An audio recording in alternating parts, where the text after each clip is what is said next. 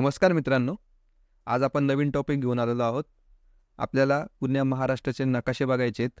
आपण विभागानुसार बघणार आहोत. 6 विभाग आहेत महाराष्ट्रामध्ये. त्यातला आज आपण कोकण विभाग घेणार आहोत. या टॉपिकमधून तुम्हाला भरपूर माहिती भेटणार आहे मित्रांनो. तुम्ही जर मागच्या काही काळामध्ये MPSCची जर तुम्ही पेपर्स बघितले तर तुमच्या लक्षात येईल की आयोग हा नेहमी आता डीपमध्ये थोडे प्रश्न विचारायला लागलेला आहे. आयोग हा विचारताना तालुके वगैरे विचारतो. त्याचबरोबरीने जर प्राकृतिक विभाग आहेत, नद्या असतील किंवा किल्ले असतील, पर्यटन असतील किंवा आपलं दळणवळण असेल किंवा तालुक्यांचं जे एक्झॅक्ट लोकेशन आहे ते आपल्याला विचारलं जातं. तर त्या अनुषंगाने आज आपण हा टॉपिक घेऊन आलेलो आहोत. या टॉपिकमध्ये तुम्हाला भरपूर माहिती या क्लिअर होणार आहेत. आणि तसेच हे जे सगळे मॅप्स असणार आहेत हे सगळे स्टेट बोर्डमधून आपण घेतलेले आहेत. त्याच्यामुळे हे ऑथेंटिक आहेत, अचूक आहेत. तर चला तर मग आपण जास्त वेळ न घेता आपल्या डायरेक्ट टॉपिकला सुरुवात करू. तर बघा मित्रांनो, आपण कोकण विभाग बघतोय. हा कोकण विभाग बघताना आपल्याला सर्वप्रथम समजून घ्यावं लागेल की या कोकण विभागामध्ये एकूण जिल्हे किती आहेत. ठीक आहे, एकूण जिल्हे जर आपण पाहिलं, आपण उत्तरेकडून दक्षिणेकडे जाऊयात. पालघर, ठाणे, मुंबई उपनगर, मुंबई शहर, त्यानंतर आपलं रायगड, रत्नागिरी आणि सिंधुदुर्ग. म्हणजे असे जर आपण बघितले 7 जिल्हे आपले या कोकण विभागामध्ये येतात. तर कोकण विभागाची सुरुवात करताना आपण उत्तरेकडून सुरुवात करणार आहोत. आणि हे मॅप बघताना आपण सर्वप्रथम राजकीय मॅप बघणार आहोत. राजकीय मॅप बघितल्याच्या नंतर दळणवळण, त्यानंतर पर्यटन आणि त्यानंतर आपण प्राकृतिकवर जाणार आहे. आपला जो मुख्य भर असणार आहे तो प्राकृतिक नकाशावर असणार आहे. तर बघा मित्रांनो, सर्वप्रथम आपण बघतोय पालघर. तर पालघर बघताना आपल्याला माहिती हवं की या पालघर जिल्ह्यामध्ये तालुके किती आहेत. याच्यावरही प्रश्न येतो आपल्याला फॅक्च्युअल डेटा की पालघरमध्ये एकूण तालुके किती आहेत. तर ज्यांना माहिती असेल तर त्यांनी कॉमेंट सेक्शनमध्ये नक्की सांगा. तर बघा, पालघरमध्ये 8 तालुके आहेत. ठीक आहे, 8 तालुके आहेत. ते आपण 1 बाय 1 बघणारच आहोत. तत्पूर्वी आपण त्याच्या ज्या सीमा आहेत त्या सीमा बघून घेऊयात. पालघरला पश्चिमेकडून अरबी समुद्र लागतो. उत्तरेकडे गुजरात राज्य आहे. त्यानंतर एक युनियन टेरिटरी पण लागतं, दादरा व नगर हवेली. परत या साईडने जर बघितलं आपल्याला गुजरात राज्य लागलेलं दिसतं. त्यानंतर इकडे जर बघितलं आपण पूर्व साईडला तर नाशिक जिल्हा लागतो. आणि थोडं दक्षिण साईडला बघितलं तर ठाणे जिल्हा लागतो. ठीक आहे, अशा पद्धतीने हे आहे. आता आपण तालुके बघूयात. सगळ्यात जो उत्तरेकडचा तालुका आहे तो आहे तलासरी. तलासरीच्या खाली आहे डहाणू, त्यानंतर पालघर, त्यानंतर वसई. आता हे जे 4 तालुके आहेत, तलासरी, डहाणू, पालघर आणि वसई, यांना समुद्रकिनारा लाभलेला आहे. या बाजूला बघितलं आपण तर मोखाडे, जव्हार, विक्रमगड आणि वाडे. इकडचे 4 तालुके हे समुद्रकिनाऱ्याला लागत आहेत आणि इकडचे जे 4 तालुके आहेत ते समुद्रकिनारा त्याला लाभलेला नाही आहे. अशा पद्धतीने तुम्ही ते लक्षात ठेवू शकतात. म्हणजे 4 + 4 या पद्धतीने, म्हणजे टोटल तालुके किती आहेत? 8. तर ही इन्फॉर्मेशन तुम्हाला फार गरजेची आहे. त्यानंतर आपण आता पुढचा मॅप बघू. या मॅपमध्ये तुम्हाला पर्यटन कळेल. त्याचबरोबरीने जो लोहमार्ग आणि राष्ट्रीय महामार्ग याबद्दल तुम्हाला इन्फॉर्मेशन भेटेल. आता 1 बाय 1 आपण बघूयात. इथं बघा, अर्नाळा किल्ला आहे, इथं वसईचा किल्ला आहे आणि भगवानगड आहे. 3 किल्ले आपण बघितले. त्यावर बघितलं तर अशिरी किल्ला आहे आणि या साईडला काही नाही बघा. त्यानंतर आपण आता बंदरांवर येऊ की कोणकोणते पोर्ट आहेत, बंदरं आहेत. तर सर्वात वर डहाणूचं बंदर आहे. त्यानंतर सातपाटी आहे. सातपाटीच्या खाली आपण माहीम आहे. ठीक आहे, अशा पद्धतीने. त्यानंतर इकडे जर आपण पाहिलं तर हा लोहमार्ग जातोय. ठीक आहे, आणि हा राष्ट्रीय महामार्ग. पुढच्या मॅपवर जाऊयात आपण. आता थोडं एक्झॅक्ट आपण बघितलं तर इथं शिरघाट पण दिसतंय बघा तुम्हाला, जो की नाशिककडे जाणारा मार्ग आहे शिरघाट. तर तोही इथे दाखवलेला आहे. तर हा महत्त्वाचा मॅप आहे आपल्यासाठी. इथे आपण नद्या बघणार आहोत. सर्वात महत्त्वपूर्ण नदी असणारी वैतरणा नदी. इथे तुम्हाला दिसते वैतरणा नदी. ही वैतरणा नदी पश्चिम वाहिन्या ज्या नद्या आहेत महाराष्ट्रातल्या त्यातली सर्वात जास्त लांबीची नदी आहे. तर आपल्याला या वैतरणेवर असणारं जे काही डॅम आहे ते महत्त्वाचं आहे आणि त्याच्या उपनद्या महत्त्वाच्या आहेत. तर इथं दिसत असेल तुम्हाला मोडक सागर म्हणून आहे, त्याला वैतरणा तलाव असं सुद्धा म्हणतो आपण. मोडक सागर हा वैतरणेवर आहे. मोडक सागर, मोडक सागर लक्षातच ठेवा. मुंबईला पाणी पुरवठा होतो मोडक सागर. आता आपण 1 बाय 1 इथे ज्या नद्या आहेत उपनद्या त्या बघूयात. इथं लोहानी नावाची नदी आहे, पिंजाल नावाची नदी आहे, दहेरजा नावाची नदी आहे, सूर्या नावाची नदी आहे आणि खाली तानसा नावाची नदी आहे. तानसा नदीवर तानसा तलाव पण आहे. तानसा नदी, दहेरजा नदी, सूर्या नदी, पिंजाल नदी या सगळ्या नद्या कोणाच्या उपनद्या आहेत? वैतरणेच्या. बघा 1 नंबर, इथे 2, इथे 3 आणि इथे 4. या 4 उपनद्या तुम्ही पाठच करून टाका, कारण की वैतरणेवर जर प्रश्न आला तर वैतरणा नदीवरच्या उपनद्या, तर तुमचा तो प्रश्न सॉल्व्ह झाला पाहिजे. आता ही जी वैतरणा नदी ती कोणती खाडी तयार करते? तर ती महत्त्वाची आपल्यासाठी दातीवाऱ्याची खाडी वैतरणा नदी तयार करते. त्यावर जर आपण बघितलं तर पालघरची खाडी आहे आणि सगळ्यात उत्तरेला जर बघितलं आपण तर डहाणूची खाडी आहे. डहाणूची खाडी. त्यावर बघितलं तर वारुळी नावाची नदी आहे आणि इकडे वाघ नावाची नदी आहे. अशा पद्धतीने. आणि हा सगळा इथे सह्याद्री पर्वत असणार आहे. त्यानंतर खाली आपण जर बघितलं सगळ्यात साऊथला तर इथे वसईची खाडी सुद्धा आहे. आता ही वसईची खाडी आपल्याला नंतर बघायचीच आहे की उल्हास नदी ती तयार करत असते. तर अशा पद्धतीने आपण इथे 4 खाड्या बघितल्यात. वसईची खाडी, दातीवाऱ्याची खाडी, पालघरची खाडी आणि डहाणूची खाडी. नदी आपण बघितली सर्वात मोठी जी काय आहे वैतरणा नदी, आणि वैतरणा नदीच्या आपण उपनद्या बघितल्यात. त्यानंतर आपण काही किल्ले पण बघितलेत.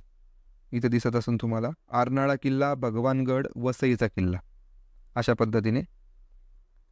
आणि तालुके आपण बघितले की 8 तालुके आहेत पालघर या जिल्ह्यामध्ये, आणि तुम्हाला त्याची सीमा पण माहिती पाहिजे की कोणकोणते जिल्हे हे त्याला लागून आहेत. अशा पद्धतीने आपण पालघर जिल्हा बघितला. तर बघा मित्रांनो, जर तुम्हाला अशा पद्धतीचा हा नवीन टॉपिक जर आवडला असेल तर नक्की तुम्ही लाईक करा या व्हिडिओला, जेणेकरून मलाही समजेल की तुम्हाला अशा प्रकारचे व्हिडिओ बघायला आवडतात, जेणेकरून मी अजून अशा पद्धतीचे व्हिडिओ तुमच्यासाठी घेऊन येईल. पुढचा आपण जिल्हा बघतोय ठाणे जिल्हा. तर बघा मित्रांनो, ठाणे जिल्ह्यामध्ये 7 तालुके आहेत. 7 तालुके आहेत. ते कोणकोणते आहेत? तर सर्वात वर जर बघितलं आपण उत्तरेकडचा शहापूर, शहापूरच्या खाली मुरबाड, त्या बाजूला भिवंडी, कल्याण, उल्हासनगर, अंबरनाथ आणि ठाणे अशा पद्धतीचे तालुके आहेत. सीमा जर बघितली आपण तर इथे तुम्हाला दिसत असेल उत्तरेकडे पालघर, इकडे पूर्व साईडला नाशिक आणि अहमदनगर, इकडे पुणे जिल्हा आणि दक्षिणेला रायगड जिल्हा अशा पद्धतीची सीमा आहे. आणि पश्चिम साईडला जर बघितलं तर मुंबई उपनगर. मुंबई शहर हे ठाण्याला लागत नाही, इथे डायरेक्टली मुंबई उपनगर लागतं, मुंबई सबअर्बन. अशा पद्धतीचा हा राजकीय मॅप आहे. पुढे आपण जर गेलो तर लोहमार्गाने प्रसिद्ध ठिकाणं बघतोय आपण. तर इथे तुम्हाला दिसत असेल बघा गणेशपुरी, वज्रेश्वरी, अकलुली हे जे ठिकाण आहेत हे कशासाठी प्रसिद्ध आहेत? गरम पाण्याचे झरे म्हणून. त्यानं तिथे थळघाट दिसतोय बघा तुम्हाला. या थळघाटालाच आपण कसारा घाट सुद्धा असं म्हणतो, जो की नाशिककडे जातो. तिथून लोहमार्ग आणि राष्ट्रीय महामार्ग पण जातात. थळघाट हा महत्त्वाचा आहे, फार महत्त्वाचा आहे, जो की नाशिक आणि ठाणेला जोडतोय. त्यानंतर खाली आपण गेलो तिथं माळशेज घाट दिसतोय तुम्हाला. माळशेज घाट जो की पुणे जिल्ह्यामध्ये चालला आहे. माळशेज घाट. इथे नाणे घाट दिसतोय तुम्हाला. इतिहासामध्ये फार याचं महत्त्व आहे नाणे घाटाचं, जो की जुन्नरकडे चालला आहे. जुन्नर तालुका पुण्यातला नाणे घाट. तर बघा 3 घाट आपण बघतोय, कसारा घाट, माळशेज घाट आणि नाणे घाट. त्यानंतर थोडे किल्ले पण आहेत ठाणे जिल्ह्यामध्ये.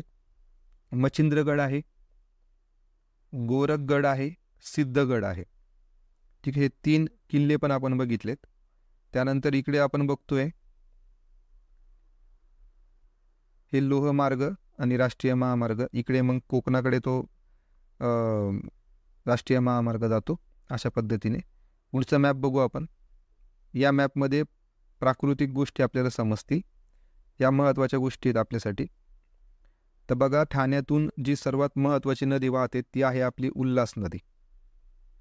इथे दिसत असेल तुम्हाला उल्हास नदी. या उल्हास नदीच्या उपनद्या आपण बघणार आहोत. तर सर्वात उत्तरेकडे जी आहे ती भातसई नावाची नदी आहे, भातसई नदी.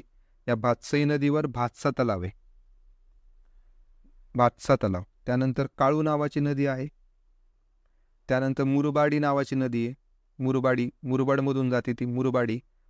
आणि उल्हास नदी ही तिकडून सह्याद्री पर्वतातून येते. अशा पद्धतीने. आता इथे इंटरेस्टिंग भाग असा आहे की जी उल्हास नदी आहे ती ठाणेमध्ये आल्याच्या नंतर तिचे 2 भाग होतात. एक ती साऊथकडे जाते आणि एक ती नॉर्थकडे जाते. असे 2 तिला दुभाजिका तयार होतात. तर खाली जाणारी जी जो मार्ग आहे तर ती खाडी तयार करते ठाण्याची, आणि उत्तरेकडचा जो मार्ग आहे तो तयार करतो वसईची खाडी. तर वसईची खाडी आणि ठाण्याची खाडी, तर हे दोन्ही खाड्या ज्या तयार करणारी नदी आहे ती कोणती आहे? उल्हास नदी. आणि याच्यावर वारंवार प्रश्न येत असतो. त्याच्यामुळे तुम्हाला माहिती पाहिजे की उल्हास नदीचे 2 भाग पडतात, आणि एका भागावर वसईची खाडी आहे आणि एका भागावर ठाण्याची खाडी आहे. अशा पद्धतीने. आणि वर आपण बघितलं हे तानसा नावाची नदी आहे जी की वर वैतरणीला जाऊन मिळते. आणि तानसा या नदीवर तानसा तलाव आहे, आणि जो तानसा तलाव हा ठाणे जिल्ह्यामध्ये. पुढे ती तानसा नदी पालघरमध्ये जाते. चला आता आपण बघूयात मुंबई उपनगर आणि मुंबई शहर. याचा हा राजकीय मॅप आपण बघतोय. मुंबई उपनगर वर येतं आणि खाली इथं मुंबई शहर येतं. ठीक आहे. तर थोडक्यात आपण काही माहिती घेऊ याच्याबद्दल. इथे 3 तलाव आपल्याला दिसत आहेत बघा. तुळशी तलाव, विहार तलाव, पवईचा तलाव. पवईचा तलाव यांच्यापेक्षा खाली आहे साऊथला. इकडे खाड्या जर आपण बघितल्या, मनोरी खाडी, मलाड खाडी आणि माहीम खाडी. ठीक आहे. मनोरी म्हणजे काय? मनोरा. मनोरा कसा असतो? वर असतो. तर मनोरावरून तुम्ही लक्षात ठेवू शकता की जो सर्वात उत्तरेला असला पाहिजे. मनोरी, मनोरा या टाईपचं तुम्ही लक्षात ठेवू शकता. अशा पद्धतीने इकडे जर बघितलं तिकडे रायगड जिल्हा येतो. हा रायगड जिल्हा इकडे साऊथला. अशा पद्धतीने पूर्ण मुंबई उपनगर आणि मुंबई शहरचा राजकीय मॅप आहे. त्याला आपण फिजिकलच म्हणू सध्या. त्यानंतर पुढे जर आपण गेलो तर दळणवळण यामध्ये आपण इंटरेस्टिंग भाग आहे तो बघू. इथे दिसते तुम्हाला संजय गांधी राष्ट्रीय उद्यान, जे की कुठे? बोरिवलीला आहे. ठीक आहे. हे तुम्हाला माहितीच पाहिजे. त्याच्याच खाली आपण जर बघितलं तर कान्हेरीच्या गुफा आहेत. कान्हेरीच्या गुफाच्या खाली आपण बघितलं तर तुळशी तलाव येतो. त्यानंतर आरे कॉलनी, आरे कॉलनीच्या खाली विहार तलाव, आणि विहार तलावच्या खाली पवई तलाव. आणि त्याच्याच खाली जर आपण बघितलं सांताक्रूज या एरियामध्ये छत्रपती शिवाजी विमानतळ असं इथे दिलेलं आहे. इथे कोरेगाव चित्रनगरी म्हणजे कोरेगाव फिल्म सिटी जे म्हणतो आपण, ते आरे कॉलनीच्या तिकडे साईडला आहे. त्यानंतर आपण खाली जर आलो तर आपल्याला इथे किल्ला पण दिसतोय, एक शिव नावाचा किल्ला दिसतोय. इकडे वरळी किल्ला दिसतोय आपल्याला, दादर चौपाटीजवळ वरळी किल्ला. इकडे घारापुरीच्या लेण्या, एलिफंटा केव्ह ज्याला आपण म्हणतो, तो बेट इथे. अशा पद्धतीने ही इथे जुहू चौपाटी आहे. चला आता आपण इथे खाड्या पण दिलेल्या तिथे थोडक्यात मध्ये. आणि इकडून लोह मार्ग जातो, राष्ट्रीय महामार्ग जातो, इकडे एक नाशिककडे जातो. अशा पद्धतीने हा मॅप असणार आहे. पुढचा मॅप बघू आपण, फिजिकल मॅप. फिजिकल मॅप सर्वात महत्त्वाचा आपल्यासाठी, तो बघूयात 1 बाय 1. आता आपण आधी ज्या 3 खाड्या सांगितल्या होत्या, या 3 खाड्या कोणत्या नद्या तयार करतात त्याविषयी माहिती घेऊ. आता ही जी वरची खाडी आहे मनोरी खाडी, मनोरी खाडी. त्यानंतर मधात आहे मलाड,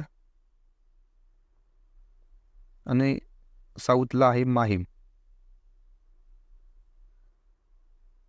तर जी सर्वात खालची आहे ती माहीम. ती माहीम कोणत्या नदीमुळे तयार होते? मिठी नावाच्या नदीमुळे. बघा इथे दिसते तुम्हाला ही मिठी नावाची नदी. त्यानंतर वर आलो आपण, मलाडची खाडी कोण तयार करते? पोईसर नावाची नदी तयार करते, पोईसर.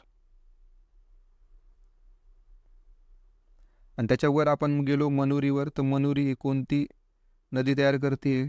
दहिसर. तुमच्या लक्षात येईल दहिसर, त्यानंतर पोईसर, त्यानंतर मिठी. अशा पद्धतीच्या 3 नद्या आहेत. त्यांचा क्रम तुम्हाला माहिती पाहिजे. आणि त्या कोणत्या खाड्या तयार करतात त्या तुम्हाला माहिती पाहिजे. ठीक आहे, आपण हा पश्चिम साईडचा भाग बघितला. त्यानंतर इथं आपण बघूयात, आपण तलाव पण बघितले, तुळशी, विहार आणि पवई. त्यानंतर काही डोंगर आहेत, टेकड्या आहेत, त्या बघूयात. तर इथं दिसतंय तुम्हाला कान्हेरीचे डोंगर आहेत, कान्हेरीचे डोंगर. त्यानंतर इथं घाटकोपरच्या टेकड्या आहेत. त्यानंतर तुर्भे टेकडी आहे, हे आपण बघतोय मुंबई उपनगरमधलं. ठीक आहे, या 3 टेकड्या आपण बघितल्या, कान्हेरी डोंगर, घाटकोपर टेकड्या आणि तुर्भे टेकडी. आता आपण मुंबई शहराकडे जाऊयात. या मुंबई शहरामध्ये बघितलं तर फार इंटरेस्टिंग अशा टेकड्या वगैरे पण आहेत तिथे. तर शिव टेकडी आहे, अँटॉप डोंगर आहे, शिवडीचं डोंगर आहे. इकडे बघितलं मलबार टेकडी आहे, वरळीची टेकडी आहे. आणि एकमेव नदी आहे मुंबई शहरामध्ये, ती आहे वरळी. इथे दिसते बघा तुम्हाला, ही वरळी नावाची नदी आहे.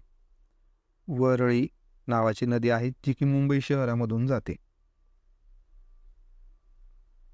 अशा पद्धतीने हा मॅप आहे, नीट बघून घ्या तुम्ही. चला, पुढचा जिल्हा घेतोय आपण रायगड. आता रायगड जिल्ह्याचा मॅप आपल्याकडे अवेलेबल नाही आहे, तर आपण हा घेतला आहे सध्या. तर बघूयात आता 1 बाय 1. रायगड या जिल्ह्यामध्ये एकूण 15 तालुके येतात. 15 तालुके येतात. तिथे कोणकोणते आहेत, तर एक आहे सर्वात वर जो आहे पनवेल आहे. पनवेलच्या बाजूला जर आपण पाहिलं कर्जत तालुका आहे, कर्जत पनवेल. त्या बाजूला आहे उरण, उरणच्या खाली अलिबाग जे की त्याचं मुख्यालय. खाली मुरुड आहे, मुरुडच्या खाली श्रीवर्धन आहे, श्रीवर्धन, मुरुड, अलिबाग. त्यानंतर इकडे जर आपण गेलो पूर्व साईडला तर पोलादपूर येते, नंतर महाड येते, मसला येते, मानगाव येते, इथं तळे येते, रोहा येते, रोहाच्या नंतर सुधागड येते किंवा त्याला पाली असं म्हणतात, सुधागड. इकडे पेन तालुका येतोय आणि खालापूर. अशा पद्धतीने तर 15 तालुके आहेत टोटल. त्याची सीमा जर आपण बघितली तर वर येतं ठाणे, बाजूला पुणे, आणि मग खाली आपल्याला माहिती आहे रत्नागिरी. अशा पद्धतीने फक्त जर विचारलं आपल्याला की या रायगड जिल्ह्यामध्ये जे तालुके आहेत ते कोणकोणते तालुके आहेत की ज्यांना समुद्रकिनारा लाभलेला आहे, तर अशा पद्धतीचे पण प्रश्न आपल्याला विचारले जाऊ शकतात. मग ते कोणकोणते असणार आहेत तर ते बघू आपण. तर वर तुम्हाला दिसत असेल पनवेल, पनवेल समुद्रकिनारा लाभलेला आहे, उरणला लाभलेला आहे. अलिबाग आहे, अलिबागच्या खाली मुरुड आहे, मुरुडच्या खाली श्रीवर्धन आहे. ठीक आहे, इथे ही खाडी पण दिसते बघा तुम्हाला. खाडी असल्यामुळे रोहा आणि तळे या तालुक्यांना पण काय केलेलं आहे, थोडा समुद्रकिनारा लाभलेला आहे. अशा पद्धतीने चला पुढे जाऊयात आपण. आता हा जो मॅप आहे इथे महानगरपालिकेचा आहे बघा.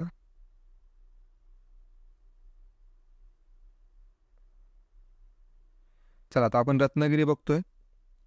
रत्नागिरीमध्ये जर बघितलं तर 9 तालुके येतात टोटल 9 तालुके येतात. हे सर्व महत्वाचे आहेत.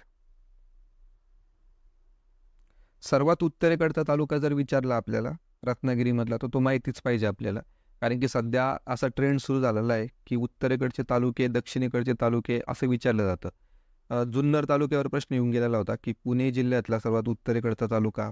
नंदुरबारमधल्या तालुक्यांचा क्रम विचारला होता आयोगाने की अक्कलकुवा कुठे, तळोदा कुठे, अशा पद्धतीचा. तर तशाच पद्धतीने जर आपल्याला मंडणगड विचारलं तर मंडणगड हा रत्नागिरी जिल्ह्यातला सर्वात उत्तरेकडचा तालुका आहे. तर तशा पद्धतीने तुमचं लोकेशन सोबत तुम्हाला ते माहिती पाहिजे. तर मंडणगड हा सगळ्यात उत्तरेला आहे. त्यानंतर दापोली आहे, त्यानंतर गुहागर, आणि त्याच्या खाली रत्नागिरी तालुका आणि खाली राजापूर. तर हे जे एवढे तालुके आहेत या सगळ्यांना समुद्रकिनारा लाभलेला आहे. तर 1, 2, 3, 4 आणि 5 तालुके असे आहेत की ज्यांना समुद्रकिनारा लाभलेला आहे. आणि आपल्याला माहिती असेल की रत्नागिरीला सर्वात जास्त समुद्रकिनारा लाभलेला आहे.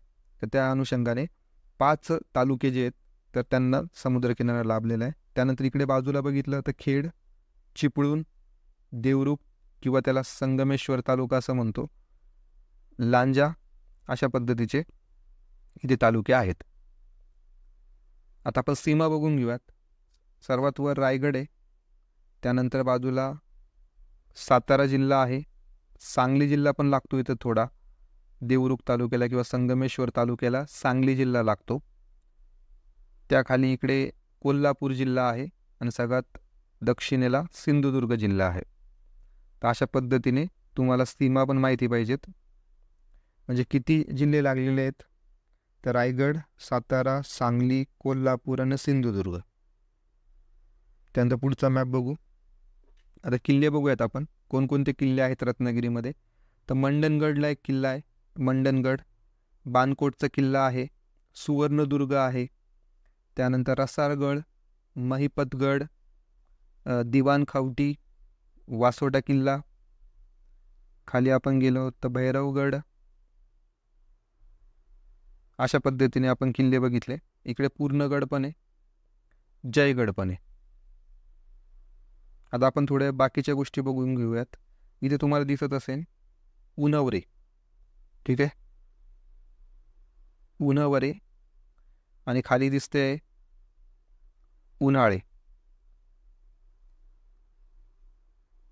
उन्हाळे हे दोन्ही काय गरम पाण्याचे झरे आहेत, गरम पाण्याचे झरे आहेत.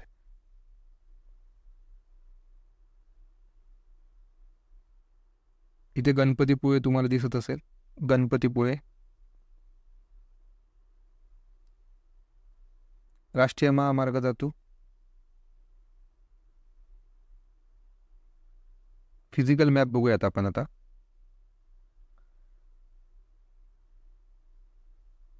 तर बघा, फिजिकल मॅप बघताना सर्वप्रथम आपण घाट बघून घेऊयात की रत्नागिरीमध्ये कोणकोणते घाट येतात, आणि त्याच्यावर भरपूर वेळा प्रश्न आलेले आहेत. इथे तुम्हाला दिसतोय कशिडीचा घाट, कशिडी घाट.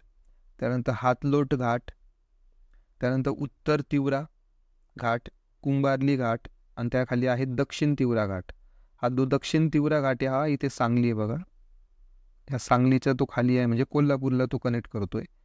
दक्षिण तिवरा आणि उत्तर तिवरा या दोघांच्या मधात कोण आहे, कुंभारली घाट आहे. हा तुम्ही लक्षात ठेवा. खाली जर आपण आलो तर आंबा घाट आहे, आंबा घाटच्या खाली अनुस्कुरा घाट आहे, अशा पद्धतीने. आणि इथे एक धबधबा पण आहे, जो की त्याच्यावर पण प्रश्न येऊन गेलेला आहे. मार्लेश्वर धबधबा दिसतोय बघा तुम्हाला इथं, मार्लेश्वर धबधबा. तर हाही महत्त्वाचा आहे. आता आपण नद्या बघून घेऊयात. सर्वात उत्तरेकडची जी नदी आहे ती आहे सावित्री नदी. आणि सावित्री नदी ही रायगड आणि रत्नागिरीची काय करते, बॉर्डर तयार करते. सावित्री नदी कोणती खाडी तयार करते, बाणकोटची खाडी, बाणकोटची खाडी.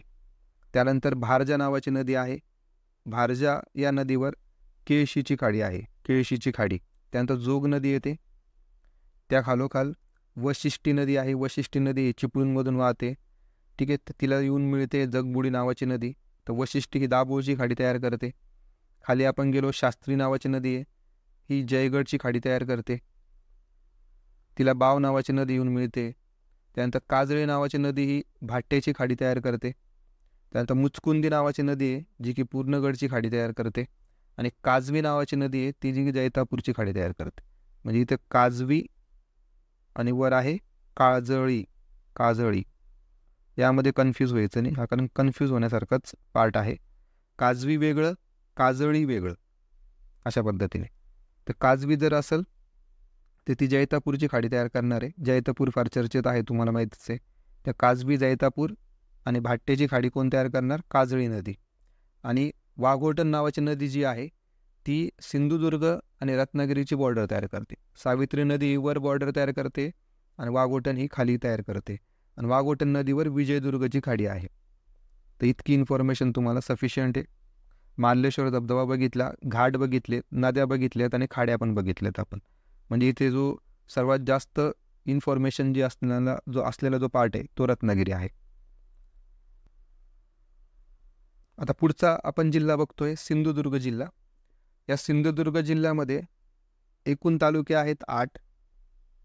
एकूण 8 तालुके आहेत. ते कोणकोणते आहेत ते बघूयात. देवगड, मालवण आणि वेंगुर्ले या 3 तालुक्यांना फक्त काय लाभलेलं आहे, समुद्रकिनारा लाभलेला आहे. आणि बाकीचे जे 5 आहेत ते असणार आहेत वैभववाडी, कणकवली, कुडाळ किंवा त्याला सिंधुदुर्ग नगरी, सावंतवाडी आणि दोडामार्ग तालुका असे हे इकडचे 5 आहेत आणि इकडे 3 आहेत. या तिघांनाच फक्त काय लाभलेलं आहे, समुद्रकिनारा लाभलेला आहे. तर याच्यावरही प्रश्न येऊ शकतो की सिंधुदुर्ग जिल्ह्यातले कोणते असे तालुके आहेत की ज्यांना समुद्रकिनारा लाभलेला आहे. देवगड, मालवण, वेंगुर्ले अशा पद्धतीने. सीमा जर बघितली तर वर रत्नागिरी आहे, बाजूला कोल्हापूर आहे आणि खाली गोवा राज्य लागते. ह्या साईडला कर्नाटक राज्यसुद्धा याला लागतं आहे. दळणवळण जर आपण बघितलं, यामध्ये आपण घाट बघू. इथं भुईबावडा घाट दिसतोय तुम्हाला. त्यानंतर फोडा घाट आहे. फोंडा घाटच्या नंतर हनुमंत घाट आहे. इकडे आंबोली घाट आहे, सर्वात महत्त्वाचा आंबोली घाट. काही किल्ले पण आहेत, ते बघून घेऊयात आपण. शिवगड आहे, त्यानंतर रांगणा नावाचा किल्ला आहे, रांगणा. पारगड आहे. पारगडच्या नंतर इकडे जर दुर्ग बघितले आपण तर सिंधुदुर्ग किल्ला आहे, विजयदुर्ग किल्ला आहे, देवगड आहे इकडे. अशा पद्धतीने इथे तारकर्ली दिसते बघा तुम्हाला. हे समुद्र पर्यटनासाठी फेमस आहे तारकर्ली. इतकी इन्फॉर्मेशन सफिशियंट आहे आपल्याला. पुढचं फिजिकल मॅप बघू. तुम्हाला माहीतच असणार आहे की पूर्व साईडला हा सगळा सह्याद्रीचा भाग येतो, पूर्ण डोंगराळ भाग. तर त्याच्यामध्ये भरपूर जास्त घाट तुम्हाला दिसून येतील. तर भुईबावडा घाट इथे परत येतोय बघा. इथं आपण परत बघून घेऊयात. भुईबावडा घाट आहेत, करूळचा घाट आहेत. तुम्हाला याच्यातले असे घाट आहेत की जे तुमच्या पुस्तकात पण तुम्ही बघितलेले नसतील, कारण की स्टेट बोर्डचा ऑथेंटिक डेटा आहे. त्याच्यामुळे हे तुम्ही पाठच करून टाका आणि ऑथेंटिक असणार आहे. आयोग हा रेफरन्स म्हणून पण तुमचा कन्सिडर करू शकतं. भुईबावडा, करूळ घाट, फोडा घाट, त्यानंतर खाली गेलो हनुमंत घाट, त्यानंतर आंबोली घाट, त्यानंतर राम घाट. अशा पद्धतीने हे सगळे घाट आहेत. नद्या बघून घेऊयात आता आपण.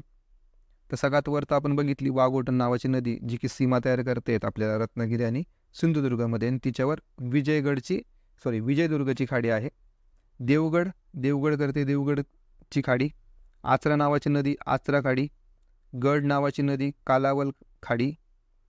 कर्ली नावाची नदी जी आहे ती कर्ली खाडी तयार करते. आणि तेरेखोल नावाची नदी तेरेखोल खाडी तयार करते.